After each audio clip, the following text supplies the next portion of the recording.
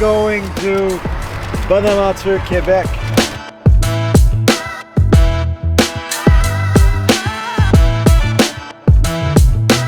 Yet again, another part of Quebec that I've never seen. Bonaventure, Quebec, pretty much at the end of the Gaspésian coast. I think it's part of the deal. As soon as you're doing some exploration and mining, you're off the grid.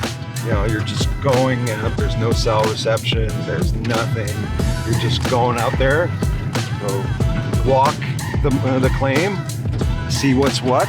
We're going to be meeting up with Mark, the VP of Geology for Canadian Gold today, and we're going to do a little bit of a visit of their properties. Looking forward to it. Really exciting stuff. It's a little cold this morning, but we're doing all right.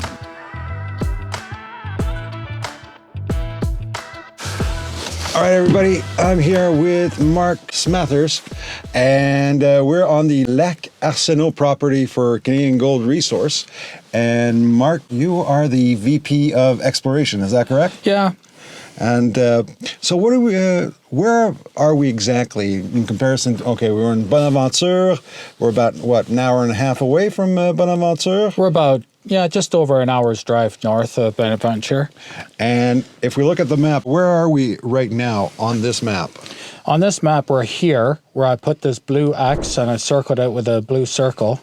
And that's right in the Lac Arsenault property. We've since collected more claims around it. So this is the main target right now, which is the Baker vein, Mercereau vein, and L4W vein. And there's other veins around here. These veins are running about a half ounce of gold per ton, which is triple high grade. Half ounce is 15 grams per ton, and high grade gold is 5 grams per ton of rock. So we've made like a pretty good acquisition here by getting a property with such high grade of gold. And it's not a complete virgin territory. There was another company, and there was already a little bit of work done. So it's not, you're not going like, it's still grassroots, but it's not completely, you know. There's been a significant amount of drilling done on this property. The first drilling would be 1975, and this was discovered by a gentleman on a hunting trip. His name is Mr. Baker, so the vein is named after him. Since then, it's been worked on. And then back in the early 70s, when President Nixon released gold from the US dollar, then gold could freely trade and find its own price. And then everyone started to get involved in finding gold. So Esso, everyone knows Esso, the oil and gas company, they created a minerals division because, gold, let's make money. And Absolutely. So they got involved in finding gold. They had a guy working for them, an engineer, Patrick Hannon. In 1975, he came here for Esso and drilled out the Baker vein and the surrounding veins. And from that, they came up with a historic resource, which is not 43-101 compliant, and came out with about a half ounce of gold per ton of rock, which is 15 grams of gold per ton of rock, and about 40,000 tons of rock. So, in 1975? Yeah. Okay. So they did enough drilling to make that determination back then under those standards in 1975. But to be clear, those standards do not qualify for today's standards under 43-101 regulations. But it's historical data. So it's historical data. It's enough for a geologist and a junior mining company to get involved, find that it's interesting, and then start testing it themselves. And so Canadian Gold was formed. We acquired this property and started doing the examinations, the desktop analysis, collecting data, and start understanding what we have here, and then start building on it and start building out a resource and finding more gold. So the gold is found in quartz veins. Those are structurally controlled mineralized pockets and veins. So what I mean by structurally controlled, think of like earthquakes or fractures in the rock. And as that rock is separated, then you get hydrothermal fluids flowing into it, cooling, crystallizing, and in there you can get the gold and silver being in place. And so you're looking for specific kinds of structures in this area, often intersecting with other structures.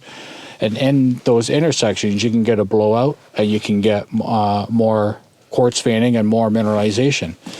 So we've got the right set of structures here because we're into a strike slip area where the rocks are shifting against each other horizontally. And when that happens, if you get two faults, one moving this way and one moving the other way, in between, you'll get structures opening up in between them. And as that happens, the earth will open up, dilation structures, and then they'll start to fill in with fluids and mineralization. And that's the environment that we have here. So that's what we're examining and finding more gold.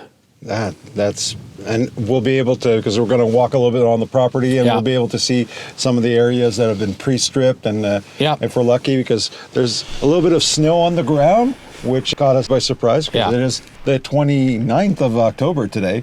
But if we're lucky, we'll be able to actually see some, do you think that we'll be able to see some visual Yeah, we sighting? will. We'll be able to see these quartz veins here that are mineralized and that are running about 15 grams of gold.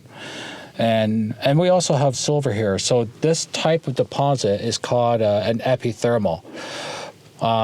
In the technical report, we have a 43101 written on this property. It's described as a deeper epithermal or a shallow mesothermal, and that's just the placement vertically of the mineralization. So mesothermal would be down here, epithermal would be up here, and it would be somewhere in between the epithermal and the mesothermal. Those are deposit types, just the model of describing the mineralization. We like to go after this kind of deposit, me personally, the epithermal, because they typically have higher grades, what's defined as bonanza grade. Okay. So bonanza grade are grades of 31 grams per ton gold and higher. Okay. And there are intercepts of more than 30 grams on the properties that we have here. Lac Arsenal is not our only property. Next to it, we have the Robidoux property, and next to that, we have the VG Boulder property. And they're all along the same major structure here, the Grand Pablos Fault. And the structures that come off of that, that's where we find the mineralization. Awesome. Well, let's go for a walk and see what we can see. Yeah.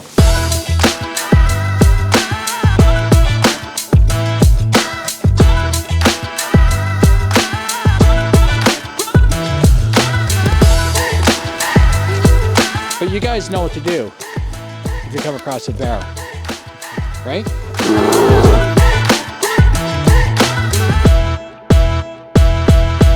So, Mark, I've got a few questions because I've been noticing on the trail, okay, there's some spots that have been marked out with some paint.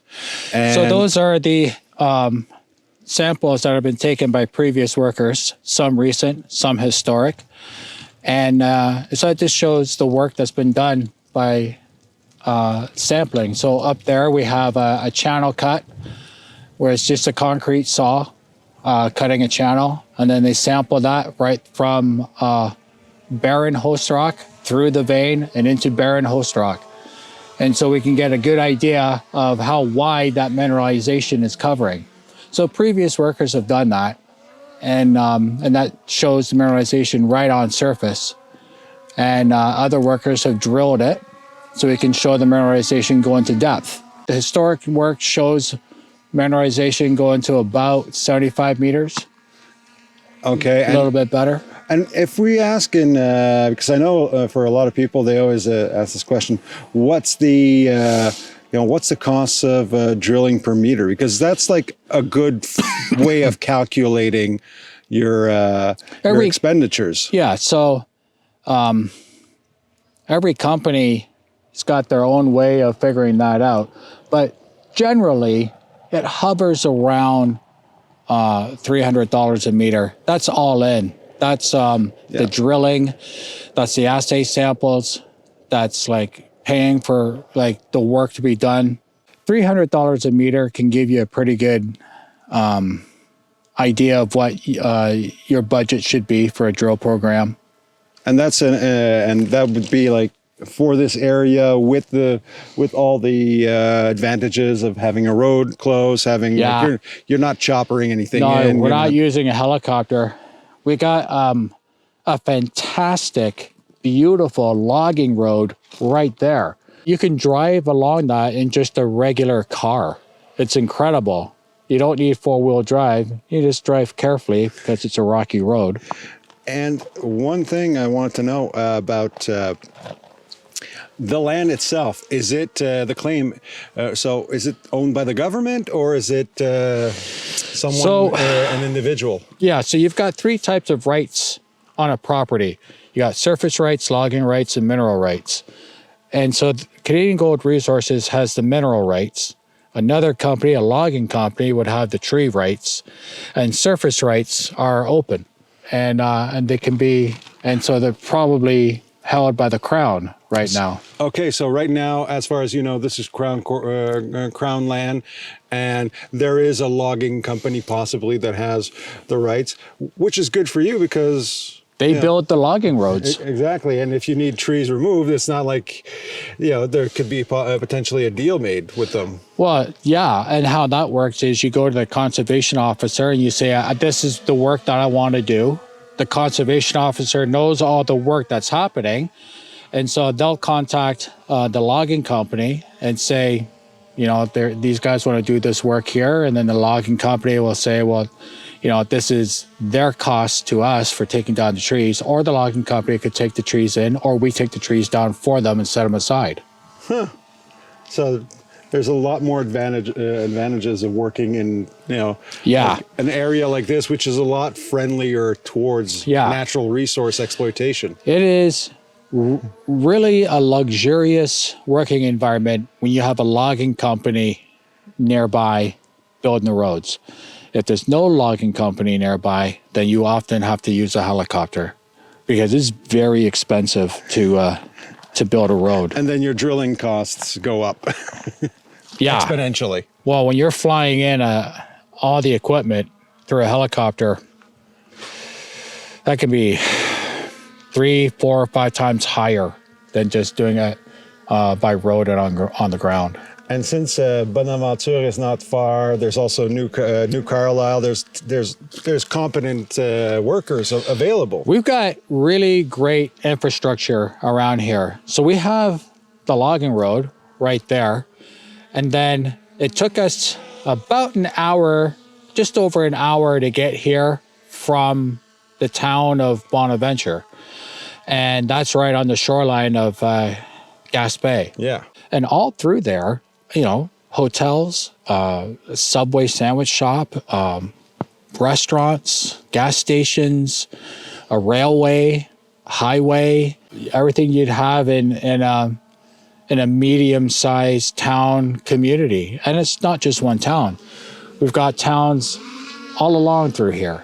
Mm-hmm. And so when it comes to the point of, I'm being optimistic, because I'm a glass half full kind of guy. So when it comes to the point of mining, and that would be a forward-looking statement, but when it comes to the point of mining, we've got a workforce around here who could come in and help us do the work. Yeah, which is yet again another advantage of working properties like this instead of going way up north and where you have to, everything has to be shipped in, even the workforce, and that's huge overheads. Yeah. For me, being a geologist and specializing in gold and silver, I'm just completely fascinated with these structures, with the gold and silver coming through here, right on surface, high grade.